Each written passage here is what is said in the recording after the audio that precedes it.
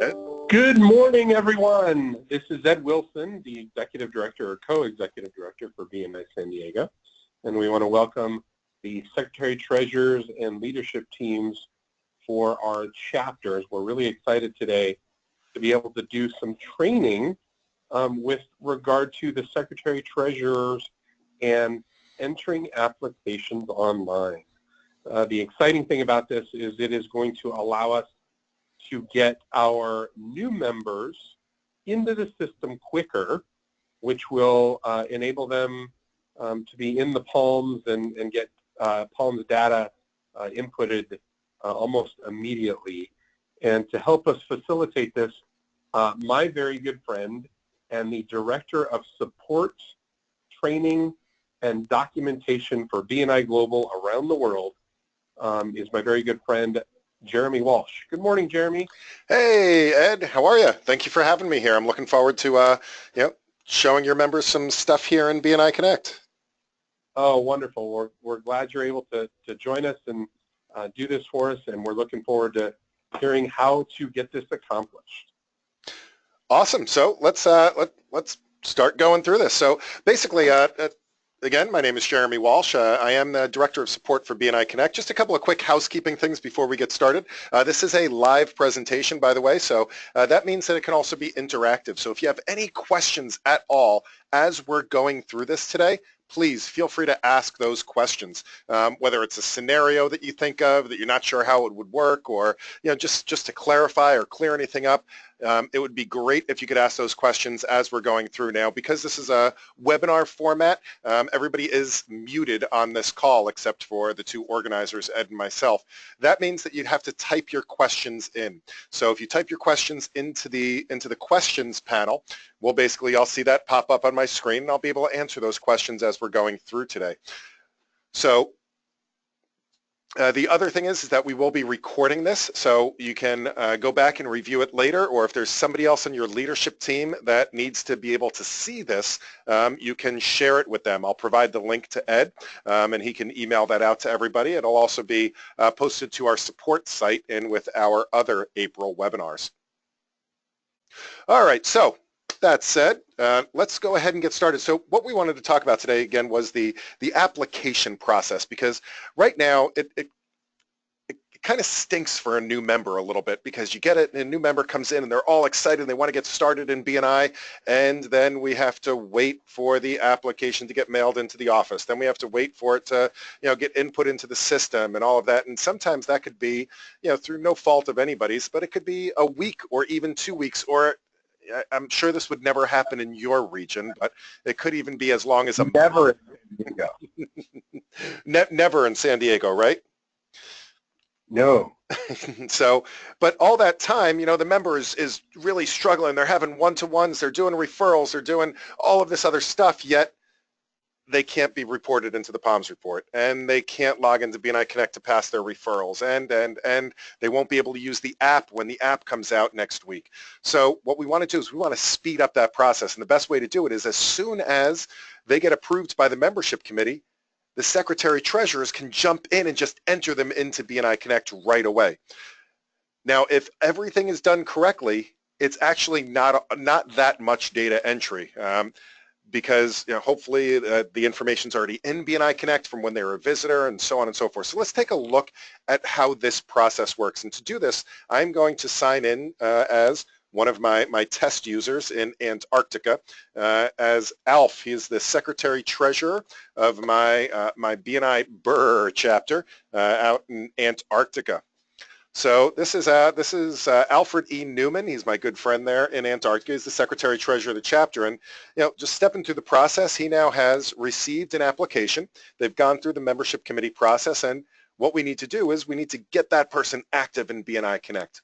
So the place that we do that, by the way, I have heard a couple of times in the past that BNI Connect might not be the most user-friendly program on the planet, but here's how I remember where to find stuff in BNI Connect. To do some of these advanced leadership team functions, we obviously have to get beyond the home screen here, and everything else is hidden in these menus: the network, the operations, reports, and admin. Now, network is all the social media stuff. The two places that we're going to go for almost everything is operations and reports. Operations, anytime we need to enter something into the system, we go to operations. And anytime we need to pull data back out and basically get statistics and stuff, that's where we go to reports. So for this data entry piece, we're going to go to the operations menu. And under operations, we have all the different things like managing visitors and the meeting, but where we're going to go to is this one here called Manage Memberships. And under here, when we have this new application in hand, what we're going to click on is Enter New Application. So now this right here, this is the most important part of the entire process. If you forget everything else after we hang up the webinar today, what I really need you to remember is this first step here is the most important thing to do. And what you can see here is it's saying that we're going to search for previous memberships worldwide. And what that means is that if this person was ever in BNI before, we want to make sure that we rescue their old user account basically, because when we do that, it makes sure that their history stays intact, so their length of membership is correct. They'll be able to go and see all their old statistics, and they won't have to fill out their profile again. It'll pick up all that information again. So it's really important to make sure that we do this search. So now you'll have a big red flag because when they have the application, there is a spot on the application that says, hey, were you a previous BNI member? So if they put a yes into that checkbox, it's really important that you pay very special attention to this part of the process because we want to make sure that we recover their old account. If they say, no, I wasn't a previous member, you may want to just double check this anyway. Some people either forget that they were a member or maybe they were a member under a different company, so they think it doesn't count, or things like that. So you want to definitely pay close attention to this part. So let me give you a couple of different examples here. So one is I have this member that was a previous member before, and it was Harvey Keitel. He was a previous member in Antarctica, and he is reapplying. This also could be for somebody transferring chapters or something like that. So we have Harvey. So I'm going to do a search for Harvey Keitel. And you know what? I almost always say email address unknown simply because people change their email addresses so often. I want to make sure I get the maximum results here.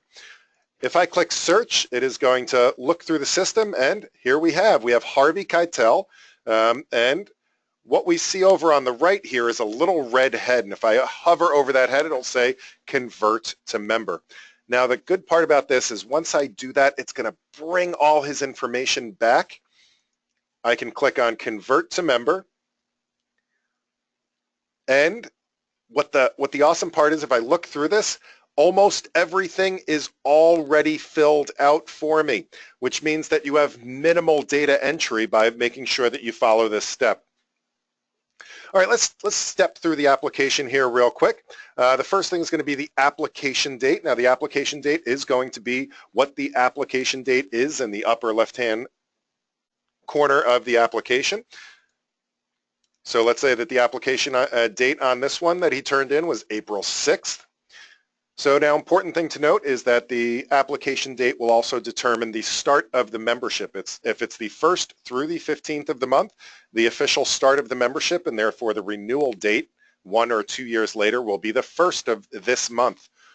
So that means that their next renewal would be due, let's say, 1 year from now, or April 1st, 2017. Now, if they applied on the 16th or later, that means that it will roll forward the renewal date until the 1st of the next month. All right, but the important thing is you just want to make sure you read off the application and put the correct application date in there. The next part is just making sure you select your chapter. You can verify the industry and classification based on what's on the application. You can also choose their sponsor. So Johnny Depp is the one that sponsored him here. Now, product service description, as you're going through this, you want to make sure that you put in whatever they wrote. And as you guys know, that the list of categories, while there are several hundred categories to choose from, it is far from an exhaustive list of every possible job that anybody on the planet could have. So it's really important that you type in, if they put in a specific thing on their application, you want to make sure that you put in pretty much word for word what was on the application that they wrote into their product or service. That way there's no doubt later, because essentially, if you think about it, the application is a contract between the BNI chapter and the member. So we want to make sure there's no question about that later and that we have it recorded properly. The next couple of things you don't have to worry about, the tax office and the VAT reference number, those are used in other countries, but typically not used here in the United States. Again, we can verify all of the address details if anything has changed. Of course, please feel free to add or change that. For example, the zip code was left out last time, so we're going to put in the zip code here. Maybe this time he also provided a mobile number. Now, by the way, you can put in numbers in a number of different formats. So you can see here I put dashes. It will actually also accept periods, right? A combination of both. It'll even accept, if I wanted to put in a parentheses here. The only thing it really doesn't like is spaces. And if you end up putting spaces in, it'll kind of give you a hard time about that. But if you also want to put an extension in, you can do an extension 6 after that. But it does accept pretty much most formats for phone numbers, again, with the exception of spaces. We can go down here, and now we're going to choose the payment option. So payment option, you do want to make sure that you put in whether it was a corporate payment, meaning that the company provided the payment for this, or whether it was done by a personal payment. This helps to, if the person leaves at a later time and that the credited months need to be transferred to somebody else, let's say that it's from a company, we want to make sure that we have that listed properly. Now, this is just something that I do. Ed, you can tell me if you think it's a good idea for your region as well, but I usually put in, the payer name. So this was, Cold Storage Industries. And me, just because I'm a big record keeper, I usually put in check number 1, 2, 3, 4, or whatever the check number is. That just a great idea indication to keep stored in the system. So good idea? Yep, I like it. Awesome. So of course you can choose what type of payment it was: cash, rolled quarters, check, offline card payment. An offline card payment really means that they paid through the BNI San Diego website, where they have the opportunity to put their own credit card information in. Because it's not being run directly at this part of the process, that's why it's called a quote-unquote offline card payment. So maybe someday I can get them to change the wording on that to payment through website or something that's a little bit more descriptive. Or of course an other payment. This one was a check though. We then choose whether it was a 1-year or a 2-year membership. Please be very careful in that selection. There's kind of no way to change it later without completely canceling everything and starting over again. And click Submit. And really, that's all there is to it. That's it. That's entering an application. And now the cool thing is that the new member, they'll get an email saying, hey, welcome to BNI. And if they're a brand new member, they'll get a second email that says, hey, why don't you go create your BNI Connect account now, and they can start logging in and doing all their referrals and everything from that point forward. All right, so that is very quickly a way to do a new membership. Now, if you have multiple new members, you're right back, on this previous membership search. Let me just give you a couple of other quick examples here. Now, let's say that you have a person that's joined, but they weren't a previous member, right? So we still always want to make sure that we do this search. Now, one other thing that I'll give you a quick hint about when we're doing these searches, it is, we're doing a database search. So that means that if there's a question about how the name might be spelled, sometimes it's easier to put in less information as opposed to more information. It's kind of like the exact opposite of what you would do with Google, because with Google we're taking billions of websites and trying to narrow them down to just a couple of results. It's kind of the opposite with when we're working in a database here. We actually want to make sure we get the maximum results to make sure we don't miss anything. So that means if you have a member that's applying and on the application it's Jonathan Snow, but you're not sure if it might be listed under John or Jonathan, usually I'll put in the minimum characters, especially with names like Dave or David. Because if I put in David, it will only find all Davids. It won't find anybody named Dave. And if I put in Dave, it won't find anybody named David. So a lot of times I'll just put in the first couple of characters, like DAV for David. All right, so I do have a couple of people that we had a Jonathan Snow from Jonathan Snow Design and Jonathan Snowden from Jay's Gas Services. Neither of those match the profile. Now you can also, if you aren't sure, you can always right-click on this and you should be able to view that record to see where it was from and who it is. And we can see that this was Jonathan Snow from the Mayfair chapter, definitely not the same person. So I'm going to close that out, go back here. And since this person wasn't a match, I'm just going to click Next. Now this next search, it'll keep the name in there for you, but this next search allows us to now search for the visitors that have been to the chapter, because almost every time it is going to be a visitor that is now applying. Now the great thing is if your visitor host team is doing their part of the job and making sure that they're marking the visitors as attended or entering the visitors into the system following the BNI meeting, then this will already be done for you as well. So if I do a search for visitors here, I can see John Snow from Winter Wonderland. And now, just like entering a new member, I can click this little red head and convert it to a member. Right, and all the same filling out the details applies. I can enter in the application date. Going to choose the chapter. Going to choose the sponsor. And this one was cash. It was a corporate account, and it was a 2-year membership. So now I click Submit. Right, and that will, I had my email address in there. So let me fix this email address. John Snow Designs. Now, email addresses must be unique in the system. That's something that if you have somebody that might use a shared corporate email address, everybody does have to have a unique email in BNI Connect. So you'd have to put one in. There are ways around that. Companies can set up what's called an alias, or they can use a personal Gmail account, but it does have to be unique in the system.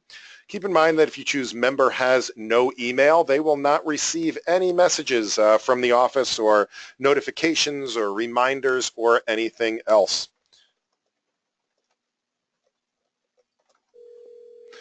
So I'm going to go ahead and click Submit now. And now John Snow is a new member of the Burr chapter. All right, so that's 2 different scenarios. So the first scenario is we had somebody that was a previous member. The second scenario is we had somebody that's a visitor that we then convert into a member. And we also have members that might be returning that have a pre-existing credit from the previous membership. Maybe they're just transferring from one chapter to another.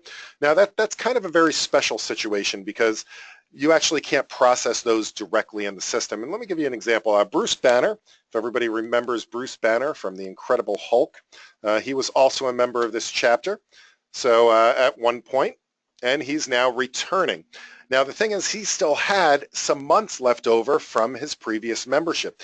So what's going to happen is when I go to click on Bruce Banner here, it's going to tell me, did Bruce Banner not have a, he should have had a certificate here.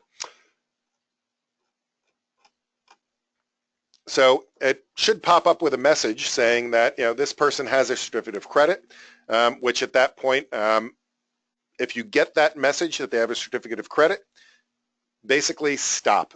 Just stop processing at that point and send the application into your office, and they will take care of it from there. So again, if the person has a certificate of credit, please halt processing that and send that into the office. That's the regional office, that is. Yes, yes. Don't send it to me. Don't send it to Graham Y. Miller at headquarters, please. Don't send it to Ivan. Send it to Ed and Catherine at your regional office.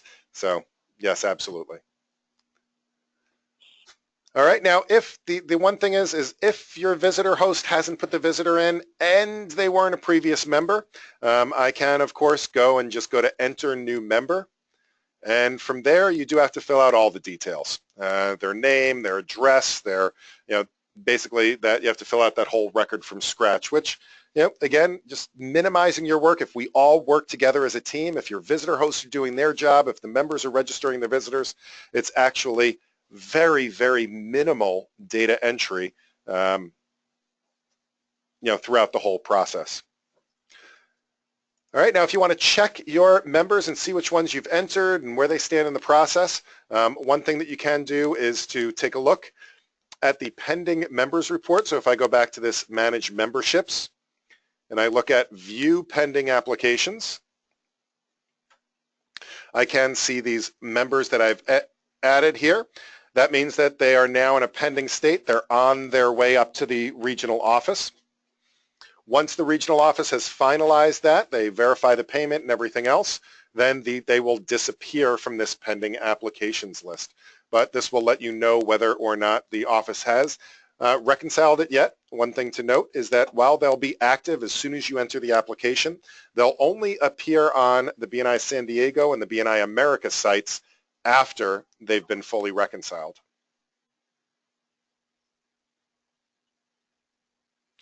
All right. So Ed, pretty much that is the application process in a nutshell. Is there any other things that maybe scenarios that you can think of, or any parts of the process that you might do special in your region? I don't necessarily know that there's anything special per se, but you had mentioned if they don't have an email address, or if there isn't any, if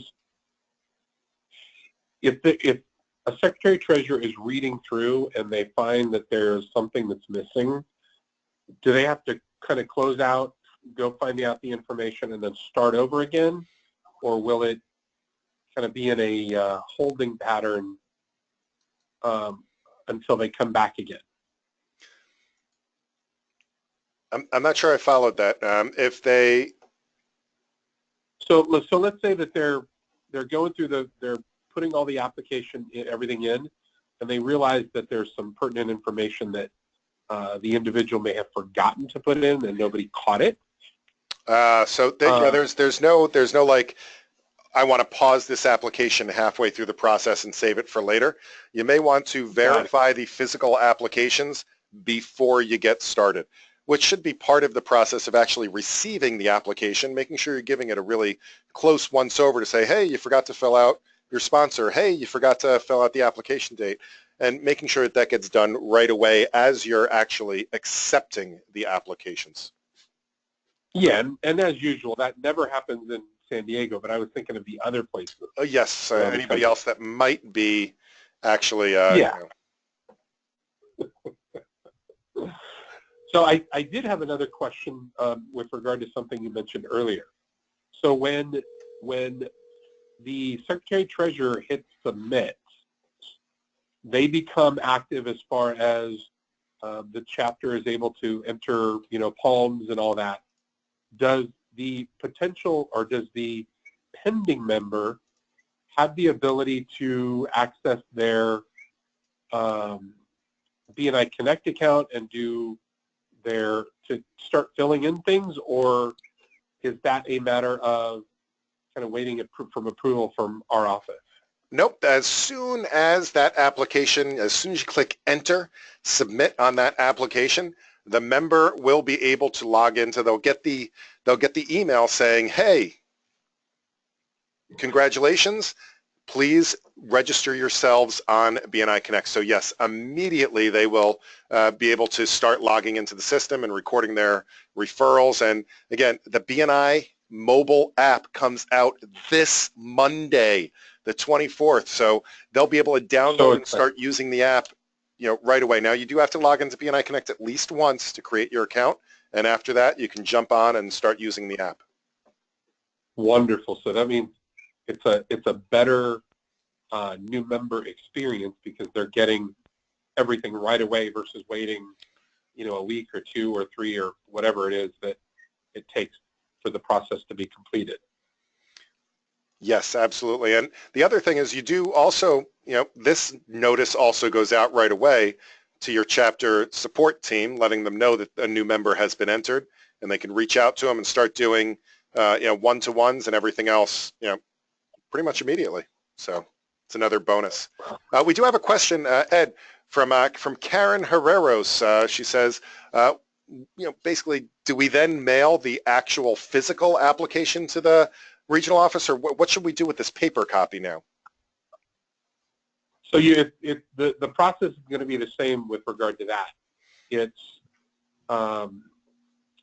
keeping the chapter copy, giving the copy to the member, and then what I need to do is I need to connect with Catherine to see if there's a specific spot on the application where it's noted that the application was entered online, similar to how we're doing slips that are being entered online. When a member has entered a slip online, and then they go to the chapter meeting and they put the line across the slip and they say, they write the words online.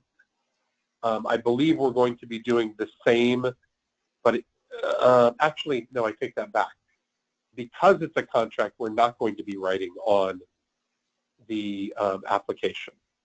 So, but yes, please do submit the application into the chapter or into the regional office. Awesome. And Steve Elliott, he brings up a really good point. He says, if you actually start the visitor process way at the beginning, right? So, and I do a separate webinar on this, so I don't want to get too into detail with this today. You're welcome to join me for my visitors webinar, which is going to be on Thursday. But if you start out with the actual visitor invitation, right? You send out the visitor invitation. The visitor has the opportunity to actually RSVP themselves, which means the visitor is filling out all the information right from the start. So it's actually almost zero typing for anybody in the chat, because then the visitor host just has to go and say, yes, this person attended the meeting. Boom, they click one button, information already there. Now the person submits an application, then you guys do that search, you find that visitor, boom, you just have to click a couple of buttons. So seriously, if you follow the process all the way from the beginning, there's almost zero data entry that goes along with it. Again, if the process is being followed straight through. That's fantastic. I didn't even realize that if they put it in from the get-go of registering, that's even better. Yeah, absolutely. So cool. And I don't see any other questions, Ed. I think everybody might be crystal clear on the process. Is there any other questions or anything else you'd like to add? I'm trying to think. Nothing at the moment. I mean, it was such a thorough and easy process that, I mean, you answered pretty much all the questions I'd had. Awesome sauce. So in the meantime, as I said, this is being recorded. What I'll do is I will make this available to you. I will record it, and well, I have to convert it. I'll send it over to you via link, and you can distribute it for anybody else that might need to review this. And again, a good referral for me is if you enjoyed this format, I do host a series of regular webinars that are up on your BNI San Diego calendar. I'd love it if you'd join me for any of those. We're actually doing one in just a couple hours today on the social media side of BNI Connect, and we'll have one tomorrow where we go into some of the member tools and reports, and then on Thursday we're going to talk about that whole visitor process that we just touched on briefly. So, and are those recorded as well? everything is recorded. We have a whole library of recordings, hours and hours and days worth of videos that you could watch if you'd like to. So, absolutely. Hey, Jeremy, is with all of a minute or so, would you or could you show someone where that is, where that stuff is? Sure, absolutely. So, a couple of different things you can do. If you want to register for something, the easiest thing to do is to go to your regional website, bnisd.com, go to the event calendar, and here you'll see all of the webinars. For example, we have today's webinar, which is connecting with other members. Tomorrow, or for example, the visitor process, and just click on the link here to register. Now, as far as finding where all the recordings are, the best thing I can do is let me go back to BNI Connect here. In the upper right-hand corner, you should see this question mark, right? So if I click this question mark, that will take me over to the support site. Oh, sorry about that. I'm using a test user, so I can't get through to that. Let me just go there manually. So if I go to support.bniconnect.com, this is the BNI Connect Support and Resource Center, and we have live and recorded webinars, and we have chapter training, and we have support for the mobile app, and all sorts of stuff here. We also have this really handy BNI Resource Center, which has a ton of information for you as well. So please go and check that out, and make sure you go there using the question mark in BNI Connect, because that will actually give you access and unlock some member-only content that's in there. Wonderful. I really appreciate that, Jeremy. Awesome. All right. Well, Ed, thank you so much for having me here today, and I look forward to doing this again with you in just a couple of days for the people that weren't able to make it today. So. And that actually reminds me, for those that are online right now, if you can nudge or encourage your fellow leadership team to be on that webinar, I greatly appreciate it. We greatly appreciate it. And that way everyone's on the same page for getting all the most pertinent information, which makes our chapters run smoother and makes it more successful for everyone along the way. Awesome. Well, I wish everybody an absolutely wonderful day, and of course, happy connecting. Thanks, Jeremy.